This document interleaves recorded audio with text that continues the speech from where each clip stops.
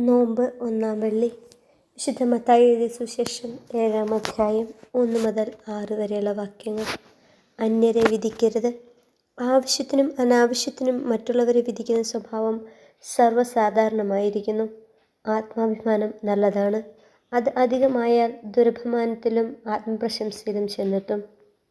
നമ്മോടുള്ള ഈ അമിത പരിഗണനയൊന്നും മറ്റുള്ളവരുടെ കാര്യത്തിൽ പലർക്കും ഇല്ല എന്നു മാത്രമല്ല, മറ്റുള്ളവരെ തീരെ മോശക്കാരായി പറഞ്ഞു നടക്കുകയും ചെയ്യും. അത് തെളിയിക്കാൻ അവർ മറ്റുള്ളവരെക്കുറിച്ച് അന്യായ വിധി പറയുകയും തീരെ മോശക്കാരായും പറഞ്ഞു നടക്കുകയും ചെയ്യും.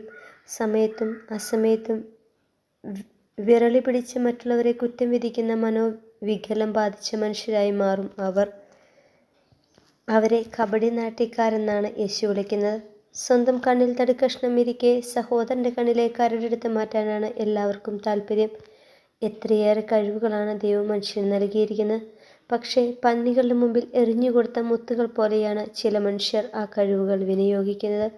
മുത്തുകൾ വാരി വിതറിയവരെ തിരിഞ്ഞ് ആക്രമിക്കുന്ന പന്നികളായിട്ടാണ് മറ്റുള്ളവരെ അനാവശ്യമായി വിധിച്ച് നടക്കുന്ന മനുഷ്യരെ യേശു ഉപമിക്കുന്നത്.